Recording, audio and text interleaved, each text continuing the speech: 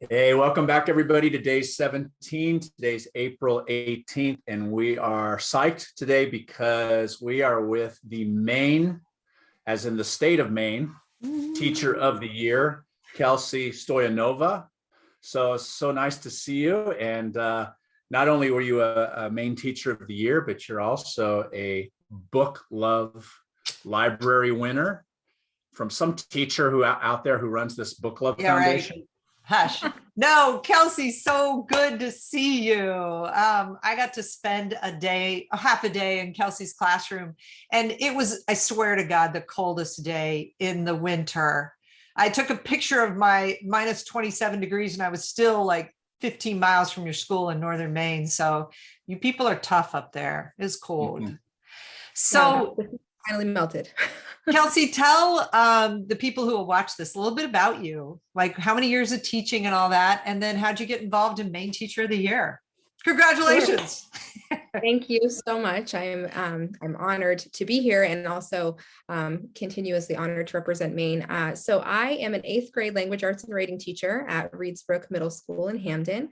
This is my 8th year of teaching, though it feels like much longer, but perhaps everybody else would agree after the last few years, right?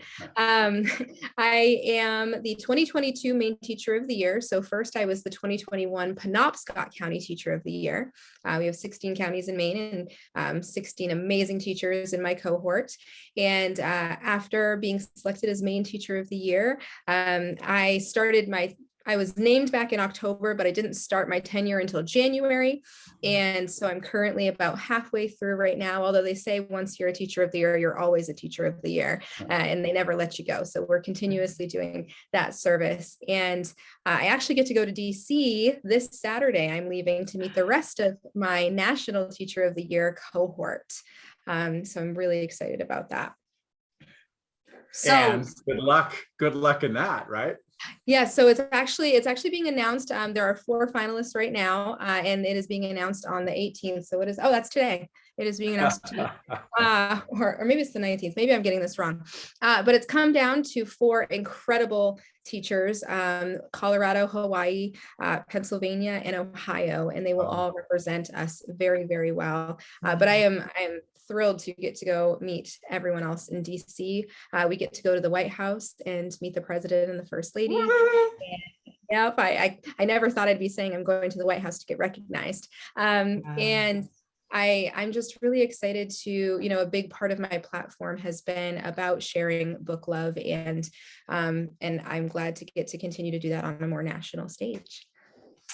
I'm so excited for you. I think that, you, from the minute I walked in your room, you put kids first in everything you do. And that to me is a Teacher of the Year, right? I always wanted to look to teachers who really prioritize what kids need. So could you talk a little bit about what did it mean to expand your library like you did with the grant?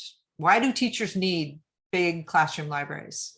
Yeah. So first of all, I want to say when I applied for that grant, that was right before we completely shut down for COVID. And I will never forget that experience because my students were so much a part of that application process for me or with me. And I remember them just talking about all of the books that they would want that are on their wish list if I were to get this grant. And, we spent a lot of time talking about, being in Maine and wanting to have these experiences that were beyond the reaches of our state lines. And that's what expanding the classroom library really means to us here. But in general, you want to offer students experiences that allow them to see themselves, but also see the world around them, to prepare them to be global citizens in an ever-changing society. And, just give them characters that they can relate to but learn from, that they can empathize with, that they can share the stories. One of the biggest things in my classroom is we really live the reader's life. And so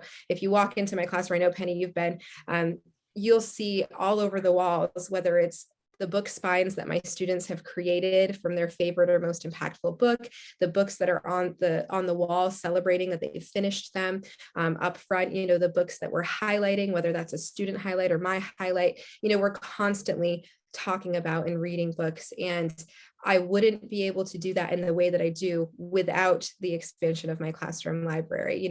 Kids walk into my classroom all the time and they're like, look at all the books. And I'm like, I know, isn't it so exciting? And aren't we so fortunate to be able to have access like we do? And it's so important that kids have access to all books. Ah, I think despite the windfall of winning a book club foundation, I think building a classroom library is a career-long pursuit. I don't think it ever stops. I just went to the bookstore last weekend, so you are right about that. never ends. Well, I have to say, when I was there, one of the things I loved that you did was you held up the most popular books in the room for that last month. And as you held up a book, the kids would stand if they'd read it.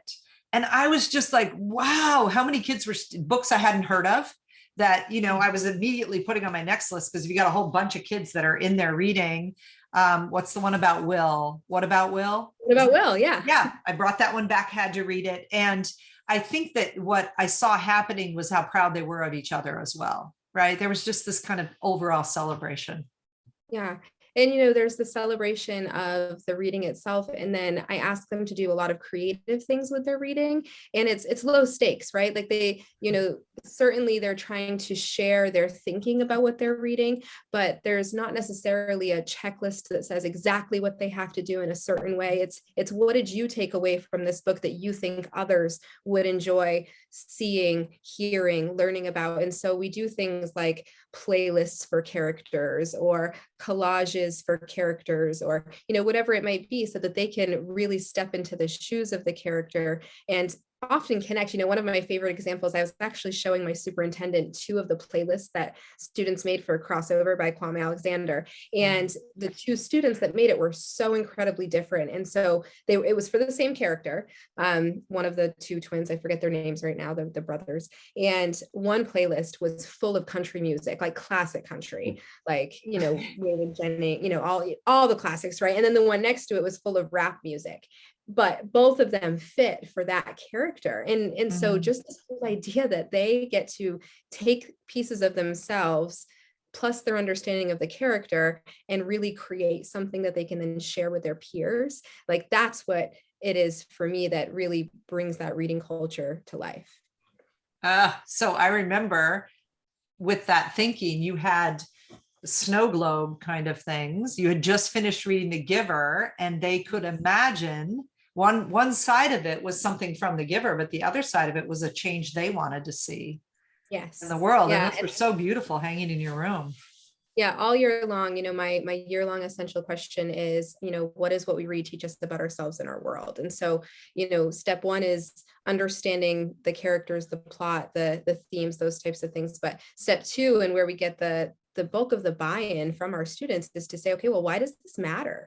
And so for many of them, it's, well, let's take what we learned, whether it's about, a theme in the book or something a character experiences, and how do we apply that to the world around us? And so those snow globes that you saw, there are so many kids wanting to, think about climate change, think about pollution, thinking about equality and gender rights. And, it's just, there's something for everyone, and giving them that opportunity to share their voice in a way, again, that's low stakes. It's giving them that opportunity to say, this is what I believe in, and this is how I want to see change based on what I know about the world around me. So great. What does the reading diet look like in your classroom? Like, how do you balance independent, book club, core work? Yeah, so I ask my 8th graders to read 5 books a quarter if they can. We have kind of 2 challenges that go on. The first quarter, every student does a bingo challenge where there's just a bunch of, it's pretty open, but different genres or categories of books that they might choose. I provide at least 10 minutes of reading, oftentimes more because I get caught up in it too, of IR time every single day, unless we're working on a book club meeting day, then it might not happen, but I try to do that every single day. And, once the first quarter goes by, there are kids that just will read 6, 7, 8, 9 books. And then I provide another opportunity. It's a bookmark and the genres are more open and have more to choose from. And so we start from the beginning of the year, just really developing that reading stamina and, talking about the books. And I really wholeheartedly believe that any kid can read any number of books in any amount of time. It's just them finding the books that they love. And so sometimes I have students like 5 books. I can't read 5 books. And I'm like, well, let's just see what happens. And they end up reading 5, 6, 7 books. And it's about talking about what they want to read, the characters they like, what they do in their spare time, and how that might connect. And so for me, it's the beginning of the year is really all about understanding and learning my students so that I can help facilitate the match of books. And then we just go from there and we do as much as we can. And it's funny, at the end of the year, one of the number one things that I hear is, I read more books this year than I ever have. Did you find coming out of COVID, it was the kids were a little bit more reluctant as readers? Was there a little harder push for you there? So I would say yes and no. I think I had we were really fortunate. So throughout COVID, when we were completely shut down, our librarian at our school and in the district did kind of a library drop-off system. And so kept those books circulating out for kids, which we were really fortunate for. I tried to do some of the same thing. Like if I was in touch with kids, I would always ask them if they had access to books, what they were reading. We still talked about that even when I couldn't see them. And if they didn't, we found a way to make it happen, whether that was me leaving books at the school for them to pick up, or someone dropping them off on the bus runs when the food got dropped off, some books would get dropped off too. And we, as a school, we didn't worry about whether those books came back or not. We said, if they're out there, it means they're in the hands of someone that needs them more than we necessarily need them, and we can replace them in the future should we need to.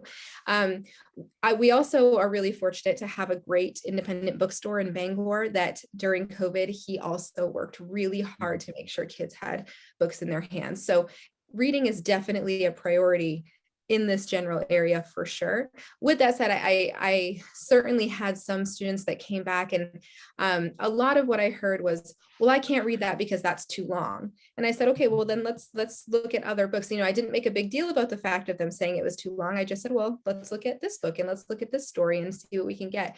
And I find that sometimes that narrative, there are students that'll say, well, I only want to read graphic novels, and they try to make a joke out of it. I'm like, great, I love graphic novels. Let me show you these 3 that I read. And I just think that that's really important. The stigma on certain genres or certain topics or certain age levels, like that's gone for me. It's let's read what story you need to read right now. Oh, I love that. The courage to say that is just not a discussion in my room, right? There's plenty that, you introduced me to Surviving the City, which is now a summer book club choice for our middle school. I had never heard of it. I have book 2 sitting here on my desk. So many of the things that happen in graphic novels have led me as a reader to work harder. So I am on a project with our local elementary school in town here with 6th graders designing a manga library. They have none in this particular school, and the librarian's fabulous. But I said, I'm going to take one home and read it. And I restarted it 3 times. I would get going and then I would be like, this is actually harder than I want it to be for me right now. But how important it is that we read in genres that are uncomfortable, to remember again what it's like for some students coming in. Those are safer places for them to say, I'm not a reader, than to say, I struggle. I think that's part of the difficulty of building a classroom library is, as a teacher, I have what I think I like. And, I have to constantly try to bring in stuff that even as a 12 or 13-year-old, I might not have been interested in reading, but there are kids in that room who are interested in reading it. Yeah, I remember, I think it was in my 2nd or 3rd year of teaching. I really wasn't into graphic novels myself personally. I had plenty for my students, but I wasn't necessarily into it. And one of my students brought in this graphic novel that, hindsight is 2020. I was like, this seems like it was a Marvel graphic novel. And he was like, you really have to read this, Mrs. Stoyanova. I think you're really going to love it. And I'm like, I don't know, maybe I'll take it. And then if I have time. And it was really my first foray into the genre. And I was like, I love this. But like you, Penny, I had to stop a couple of times and go back because it just wasn't the traditional way that I was expecting to read things. And then once I did, I was like, well, I need to get more of this. And I need to have, let's do some research and let's get some flavors and let's, pull my students. And you're right. It's just so important to, and that's why I ask them so much, like, what is one of my questions on my quarter survey? So we just started the fourth quarter. So they just did a survey is, what's a book that Mrs. Stoyanova either should get for her library or should get more of for her library? And sometimes they'll come up, you already have this one, right? But don't you think that it would be good for another? I was like, if that's what you think, you write that down. and it's Right. just so important. Yeah. It is so important. We have this grant from Bring Me a Book Foundation for this elementary school, and the kids, they're all sitting around these tables, and one of their tasks is to figure out how many copies of the book, which books, how many copies, if it's a series like Neruda, apparently the most popular one is 65 different books in the series. And then how much money do we have and how much do we need for, I love that they're doing all that problem solving, that they have to figure out what our list is that we're buying. And that kind of agency with kids can have such important legs for the rest of your teaching day. For sure. I know. I remember once we had this grant, and I took a busload of kids to a bookstore, and we had 40 kids in a bookstore, and each kid could pick 2 books for the classroom library.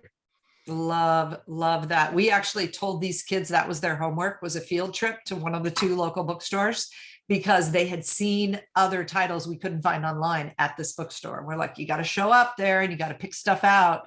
But I found, Kelly, the first time I took kids to a bookstore, and I was teaching in the night school, my students had never been in a bookstore. Right. And this one comes up to me and goes, Miss Kittle, did you know they put like all the books that are about the same thing in the same shelf? Like over here are all the rock stars biographies. They're all in the same place. And at the time, my library was ABC order by author's last name. I was like, duh. Why is my library not in categories that make sense to kids? Yeah. So what I found is that kids might go to a specific, minute, subgenre, but had no idea of the breadth of and width of other books that were available. Like you could tell their reading trees were very narrow, because if you and I or Kelsey goes into a bookstore, I mean, there's a number of different places that we would go. And I think this idea of growing branches is really, really important. Kelsey, you said that, like it's not only about books about yourself, but it's about books unlike yourself. For sure. And, I was just thinking, based on what you were saying about the bookstores, also, whenever you can, thinking about giving students voice in that agency, one thing that I was recently able to do is all my students made bookmarks with a book title that they loved on one side, and on the other, a theme statement they created. And I laminated them. I made them look really nice. And I actually brought them to the bookstore, and our local news station did a story about it. And the idea is that, the bookmarks will be either up at the front counter or in the books that the kids did them on. And whoever buys that book gets to take that home. It gets to take a piece of, my student thought process and enjoyment home. And, anytime that we can make those partnerships, I think with those local, community, local stores is give students opportunities through that is just so important. And that's just another way, again, that we live the reader life. I love that. I remember taking our theme notebooks down to Starbucks and then picking them up after the weekend when all the tourists have been in town writing in them. And you could do that at a bookstore. You could have books about fear, and people could write about a book they've read that, they would recommend. And I just love the community connection, which I saw really strongly when I was in your room, because unfortunately you've had some challenges to the books that you're choosing for your library. And, we have interviewed a couple of people now talking about this issue because it's so present for teachers. people who are self-censoring, like I don't want to have an argument about this book, so I'm going to strip these out of my library. But also yours has been an ongoing battle. And I just thought maybe you could say something to teachers out there who are facing the same thing. Yeah, I think it's so incredibly important to just, remind ourselves over and over as teachers that a book that might be right for one kid might not be right for the other kid, but that doesn't mean we take it out for that original student. And there are so many people and resources out there that support us in what we're doing for kids and support us in making sure that we have books that represent every student in our room. Classrooms are meant to be places of learning, but learning can't take place if kids do not feel safe in the space that they're supposed to learn. And having options for students like the books that we have on our shelves is just one way that we create that safe space. And so, it does get hard. I'm not going to sit here and say that it hasn't been challenging for me to hear and witness some of the things that I have that have been said as a result of all this. But at the end of the day, I know that the books in my classroom are providing opportunities for students to be empathetic to everyone around them, and then everyone that they haven't had the chance to meet yet. You never know who you're going to encounter in life. And to be able to have the knowledge and have the understanding of the people that we haven't met yet, as well as the people we have, is just really important. So, if I could offer one piece of advice to teachers that are going through this, librarians that are going through this, know your people, know your resources, know that the majority supports you, even if the minority is so vocal, and keep going. And remember that what's best for kids is always going to be what's best overall. So well said. I wish you would share with them the story you told me about what the elementary parents did in your town. Yeah. I live in a really supportive community, and I am fortunate for that. And so when some of these challenges started to come up, the community really rallied around me. And there was a selection of parents that I haven't had the opportunity to have their children yet in school. And I hope to, when they get to middle school, that purchased book gift cards for our local, the bookstore I've been talking about, the Briar Patch in Bangor. And because of that, I was able to offer even more opportunities for students to be readers and to live new experiences and to witness new characters. And I got the books that my students requested. I had a long list of books they wanted, and I put a sticker in each one that said, that this book was generously donated by members of our community. And so now whenever I open those books, I just feel continuously grateful to have the support that I do. And, that continues, that support does continue every once in a while. The owner of the bookstore in Bangor says, "Hey, Kelsey, someone else donated. They want you to pick up more books for your students." And I'm just eternally grateful for that support. I just love that elementary parents are like, "You aren't even our kid's teacher. We want to be sure you keep doing what you're doing." That's so great. For sure. Well, Kelsey, I only met you 24 minutes ago, but I want to come to your classroom tomorrow. You cannot leave us without giving us some book talks, because right before we came on, you were telling Kelly and I about a book. We were both writing it down. Yeah, most definitely. So I just finished Carry Me Home by Janet Fox yesterday. So I have a pretty good following of teacher friends on Instagram, and they have been posting about this book like crazy. And I finally picked it up when I went to the bookstore last weekend. The main character, Lulu, and her younger sister, Serena, they live in their suburban with their dad and live in an RV park. They moved from Texas to Montana. Thinking about Texas and Montana, they're very different places. And in Montana, they started school, and it's only been a little bit. They're coming upon winter, and their dad disappears. And so Lulu, this 12-year-old is taking care of Serena, and she's trying to decide, what's the best way to move forward. And at the same time, she's a 12-year-old girl who has hopes and dreams and aspirations. She wants to be in the school play. She wants to make friends. But it seems like the odds are stacked against her. And, there's so much great symbolism in this. There's the cranes. I don't know, it's a story. Now I'm forgetting what it's called, but there was a short story that talks about if you make 1,000 paper cranes, you can make a wish and have it come true. And so that is like a very prominent story and theme throughout this entire book. It's relatively short. I call this one a small but mighty. And I'm just so excited to get this into the hands of my students because it was for sure. Wait, have you read Alone? Alone?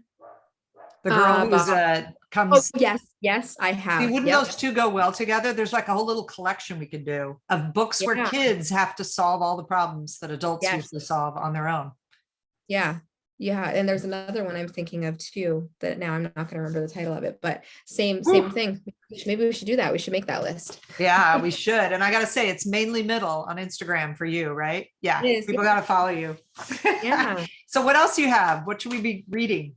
Well, I also, another one that, and this is actually out now, this is the advanced reader's copy, but if you haven't read Full Flight by Ashley Schumacher or Amelia Unabridged by the same author, Ashley Schumacher, I had the opportunity to read this as an advanced reader's copy, but it came out in February of this year. This is definitely more YA, but it's Ashley just does a great job building characters and secondary characters. And so this one, the main character is part of a marching band. And I love that. Like, I love books with the band perspective. I have another one that I just got as a graphic novel, and I was never in the band, but so maybe that's it. It's just like this new world for me. But just this pressure of doing everything right in the marching band while also having these external factors that are making home life kind of difficult right now, and then characters that it's like a enemies to friends situation, and so it's really good. It's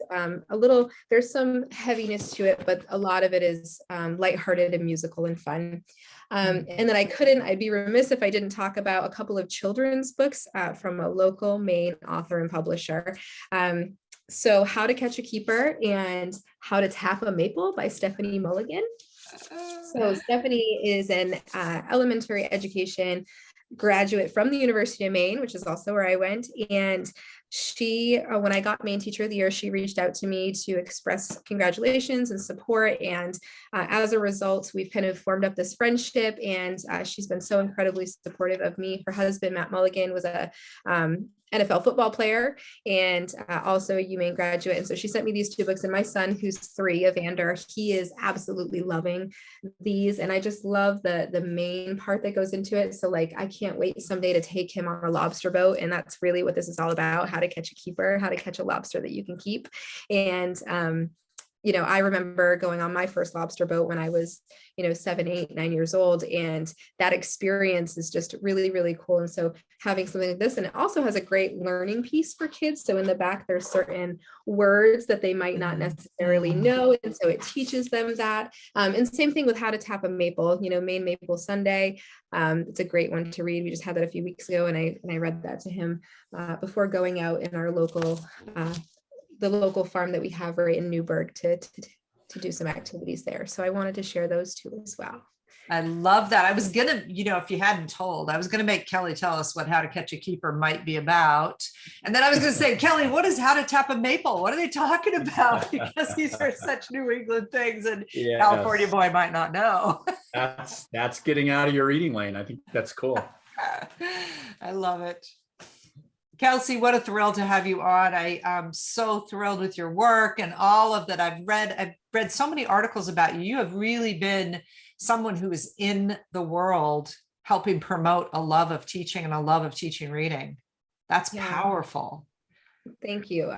For me, I started this journey with thinking about how to share stories. And, we're talking about books today, physical books, but for me, I've continued on with that same message about sharing stories of the phenomenal things that are happening in classrooms. I'm speaking to Maine, but nationally. And I think one thing, speaking earlier, Kelly, to COVID, is that schools have always been kind of the community hub of of a town or a city, and COVID kind of prevented outsiders from coming in for a while, right? And so we're in this unique place right now where we have the opportunity to really make schools that community hub. And I believe that starts with sharing the stories of all the great things that are happening. And so for me, stories has these multi-meanings, the stories that I share in my classroom, the stories that my students share with me, and then the stories that I share with the world. And so being the Maine Teacher of the Year gives me this like unique opportunity to share all the stories of all the phenomenal things. And I can't wait to bring them to Washington, D.C. next week when I get to talk with some stakeholders. Have fun hanging in the White House. That's right. We're so proud of you. Great work. Thank you for being with us. Thank you. Thank you. And thanks everybody for joining us. We'll be back soon. All righty.